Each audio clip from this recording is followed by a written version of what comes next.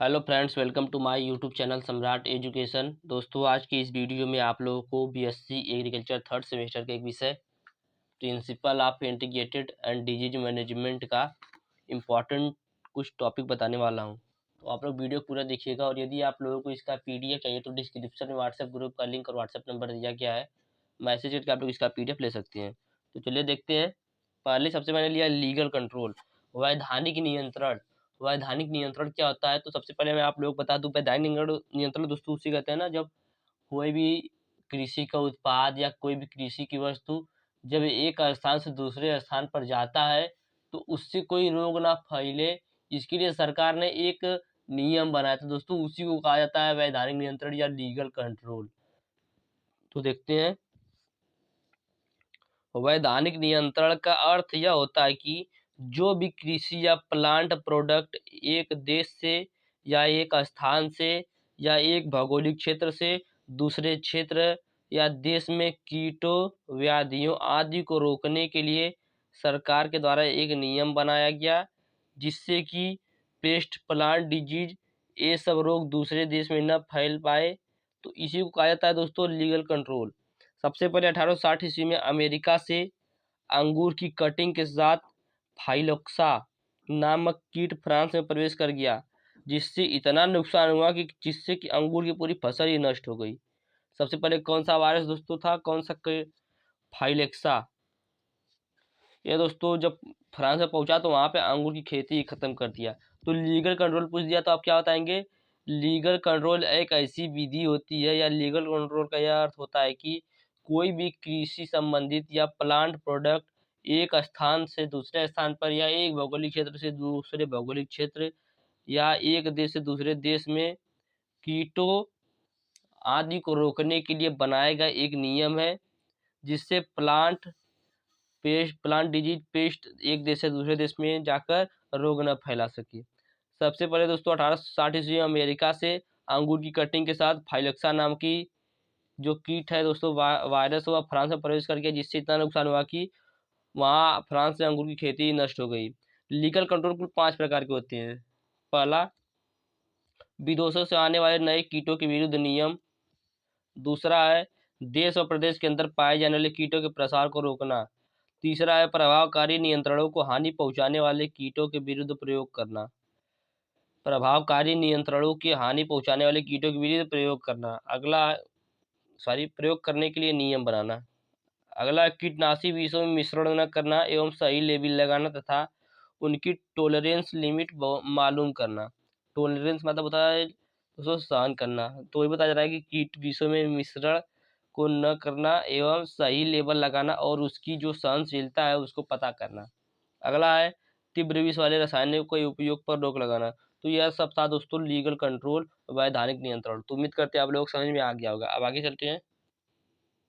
Forecasting, पूर्वानुमान क्या होता है? तो पादप रोग पूर्वानुमान में किसी क्षेत्र समुदाय में किसान को यह पता लगाने और सूचित करने की सभी गतिविधियां शामिल होती हैं कि कुछ बीमारियों के लिए परिस्थितियां पर्याप्त रूप से अनुकूल हैं।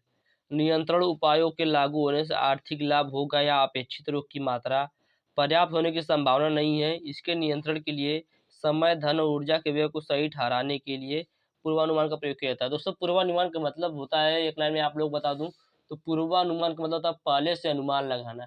भविष्य में क्या होने वाला है, हमारी फसल में कौन सा रोग लगने वाला है, कौन सा डिजीज लगने वाला है, इसका हम लोग पहले से ही पता लगा लेंगे, तो उसी को कहेंगे पूर्वानुमान। हमारी फसल में कितना उपज प्राप्त होगा या मौसम कल कैसा रहेगा, आज मौसम कैसा है, ये सब फोरकास्टिंग के द्वारा ही पता किया जाता है, पूर्वानुमान के द्वारा ही पता किया जाता है। आगे चलते हैं।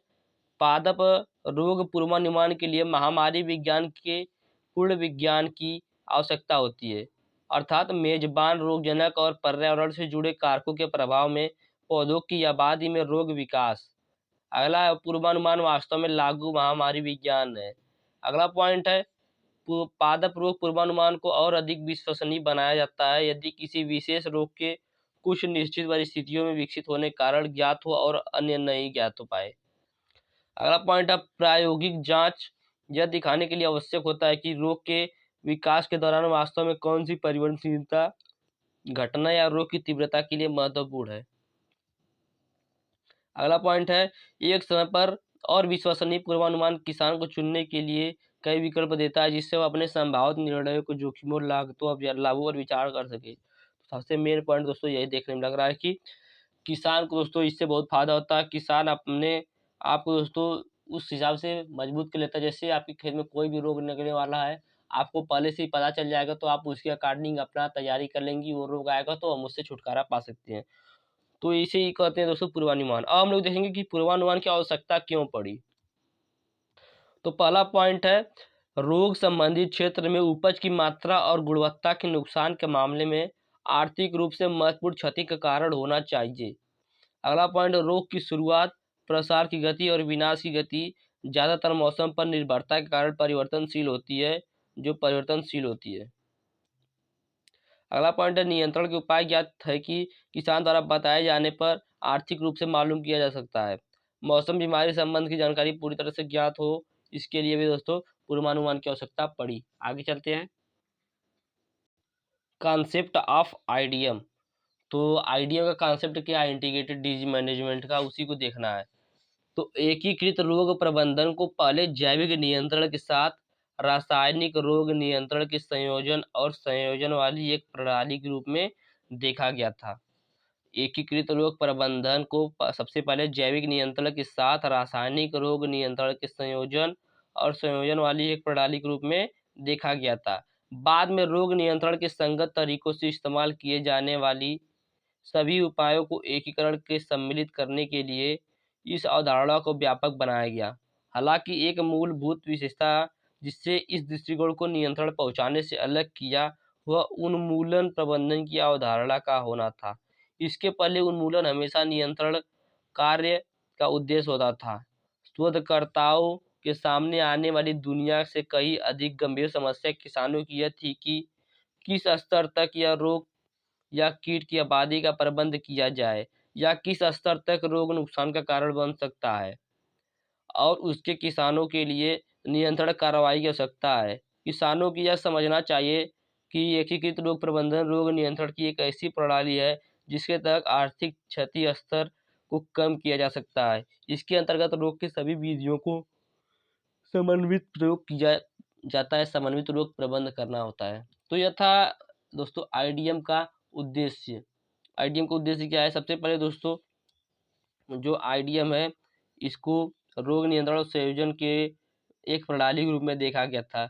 बाद में इसे संगत तरीके से इस्तेमाल किया जाने लगा और इसके बाद एकीकरण में सम्मिलित कर लिया गया इसको। इस अवधारणा को दोस्तों व्यापक बनाने के लिए दोस्तों सबसे पहले उन्मूलन प्रबंधन की अवधारणा आवश्यक थी। तो यह था दोस्तों कॉन्सेप्ट ऑफ आईबीएम। आगे चलते हैं, economic threshold level ETL. ETL आर्थिक क्षति स्तर। तो क्या आता है ईटीएल? तो आर्थिक सीमा ही आर्थिक क्षति स्तर की अपेक्षा निम्न पीड़क सघनता को निरूपित करती है। इस स्तर पर नियंत्रण उपायों को इसलिए अपनाया जाता है ताकि पीड़कों की सघनता आर्थिक क्षति स्तर तक पहुंच पाए। अर्थात इस सीमा से यह प्रदर्शित होता है कि कब नियंत्रण का उपाय किया जाए जिससे कि पीड़क संख्या अधिक क्षति स्तर तक न पहुंचे। इस विधि को या इस सीमा को ही आर्थिक सीमा स्तर भी कहते हैं। तो आर्थिक सीमा स्तर क्या होता है, या इकोनॉमिक थ्रेशोल्ड लेवल या ईटीएल? तो इसे दोस्तों आर्थिक स्तर की अपेक्षा निम्न पीड़क सघनता को निरूपित करती है। इस स्तर पर नियंत्रण उपाय को इस प्रकार से अपनाया जाता है कि पीड़कों की सघनता व आर्थिक क्षति स्तर तक न पहुंच पाए। इस सीमा से यह प्रदर्शित होता है कि कब नियंत्रण उपाय किया जाए जिससे कि पीड़क संख्या आर्थिक क्षति स्तर तक न पहुंचे। इसी सीमा को दोस्तों आर्थिक क्षति स्तर सीमा या इकोनॉमिक थ्रेशोल्ड लेवल भी कहते हैं। आगे चलते हैं, पादप संगरोध बहुत इंपॉर्टेंट है दोस्तों, प्लांट क्वारंटाइन जरूर आएगा एग्जाम में। तो पादप संगरोध लैटिन भाषा के शब्द क्वारंटम, संगरोध को दोस्तों अंग्रेजी में कहते हैं क्वारंटाइन। सबसे पहले आप लोग समझ लिए क्वारंटाइन होता क्या है। क्वारंटाइन आप लोगों ने कोविड के टाइम में देखा होगा कि जो लोग बाहर से आ रहे थे, सब लोग उनको कुछ लोग को लगता था कि इनके अंदर कोविड है या कोविड पॉजिटिव है, तो उनको 15 दिन तक 20 दिन तक क्वारंटाइन में रखा जाता था, सबसे अलग रखा जाता था। तो वही बताया जा रहा है, क्वारंटाइन का मतलब होता है किसी चीज़ से अलग करना, आसान भाषा में। तो संगरोध को अंग्रेजी में कहते हैं क्वारंटाइन। क्वारंटाइन लैटिन भाषा के शब्द क्वारंटम शब्द से बना है, जिसका अर्थ 40 दिन होता है, अर्थात 40 दिन की प्रारंभिक अवधि जिससे एक अप्रवासी या दूसरे देश में रहने वाले व्यक्तियों को दूसरे से अलग या अकेलेपन में रहना पड़ता है, जिससे कि विदेशों से प्रवेश करने वाले संक्रामक रोगों के खतरे को कम किया जा सके। तो ऐसा प्लांट में भी होता है दोस्तों। तो इसी को कहते हैं पादप संक्रोध। पादप संक्रोध का मतलब होता है 40 दिन, अर्थात 40 दिन की प्रारंभिक अवधि या शुरुआती अवधि जिससे कि व्यक्तियों को दूसरे से अलग या अकेलेपन में रहना पड़ता है। ऐसा दोस्तों पौधों में क्या होता है, जिसमें पौधों को पौधे से आगे अकेले रखा जाता है, जिससे कि अन्य पौधे में संक्रामक रोगों का खतरा न हो या संक्रामक रोगों को कम किया जा सके। तो उम्मीद करते हैं आप लोगों को पादप संक्रोध समझ में आ गया होगा। आगे चलते हैं। बायोलॉजिकल कंट्रोल बहुत इंपॉर्टेंट है। जैविक नियंत्रण पादप रोगों के उनको समष्टि या संख्या का दूसरे जीवों द्वारा संपूर्ण अथवा आंशिक रूप से विनाश करना एक जैविक नियंत्रण कहलाता है। बायोलॉजिकल शब्द सर्वप्रथम रोगों के विरुद्ध प्रयोग वर्ष 1914 में वान टूबेएफ, दोस्तों उनका नाम था वान टूबेएफ, द्वारा किया गया था। बायोलॉजिकल शब्द का सर्वप्रथम प्रयोग किसके द्वारा किया गया था दोस्तों? 1914 में वान टूबेएफ के द्वारा किया गया था। परंतु इस शब्द का सुझाव एक पादप रोग वैज्ञानिक गैरेट ने 1956 में दिया। गैरेट ने 1956 में बायोलॉजिकल का नाम दिया। इसकी परिभाषा देख लेते हैं। टूक एवं बेकर 1983 के अनुसार जैविक नियंत्रण एक ऐसी जनक की निवेश या संगरोध की मात्रा अथवा रोग उत्पन्न करने वाली क्रिया का निम्नीकरण या कम करना है, जिससे मनुष्य के भीतर अन्य दूसरे एक या अधिक जीवों द्वारा पूर्ण किया जाता है। तो बायोलॉजिकल कंट्रोल ये था। बायोलॉजिकल कंट्रोल को मैं आसान भाषा में बताऊं तो बायोलॉजिकल कंट्रोल में दोस्तों होता है कीटों को कंट्रोल करने के लिए उनके ही कीटों का ही प्रयोग किया जाता है। जैसे दोस्तों मैंने आप लोगों को पहले ही बताया है, चूहे को कंट्रोल करने के लिए बिल्ली का प्रयोग करना एक बायोलॉजिकल कंट्रोल है। तो यह था बायोलॉजिकल कंट्रोल। उम्मीद करते हैं आप लोगों को बायोलॉजिकल कंट्रोल समझ में आया होगा। आगे चलते हैं। अरे पीडीएफ सही से नहीं आया है यहाँ पे, तो आप लोग को मैं बता देता हूँ, आप लोग मैनेज कर लीजिएगा। जैविक नियंत्रण का लाभ क्या है? तो इससे प्रयोग किए जाने वाले कारक विषैले नहीं होते हैं तथा न ही कोई हानिकारक उनका प्रभाव पड़ता है। अगला पॉइंट है रासायनिक नियंत्रण की तरह इनसे लाभदायक कीटों को कोई क्षति नहीं पहुंचता। अगला पॉइंट है कुछ कारकों को आसानी से कम खर्चे में पैदा करके प्रयोग किया जा सकता है। अगला पॉइंट है कीट विषयों की भांति कीट अवरोधी होने का डर नहीं रहता है। अगला अब दोस्तों आगे देखेंगे हम लोग डिजीज रेजिस्टेंस, बहुत इंपॉर्टेंट है। डिजीज रेजिस्टेंस क्या होता है? रोग एक जीव द्वारा उत्पादित पौधों में असामान्य स्थिति है। एक रोग से प्रभावित पौधे को परपोषिक रूप में जाना जाता है, जबकि रोग पैदा करने वाले को रोगजनक कहते हैं। तो यह था डिजीज रेजिस्टेंट। अब देखेंगे हिस्ट्री या ब्रीडिंग फॉर डिजीज रेजिस्टेंस। तो 1905 में बीफेन ने एलोविट और रैट के प्रतिरोधी को 3.1 पीढ़ी के अनुपात में एक अप्रभावित जीन अलगाव द्वारा नियंत्रित किया था। वर्ष 1904 में क्लैक्सली ने राइजोस्पोर में मैटिंग टाइप के अंतर की खोज की। तो दोस्तों यह था। आगे देखेंगे फिर से डिजीज रेजिस्टेंस। डिजीज रेजिस्टेंस क्या होता है? रोगजनक के प्रति उनकी प्रतिक्रिया के अनुसार उन किस्मों को स्वीकार या वर्गीकृत किया गया है।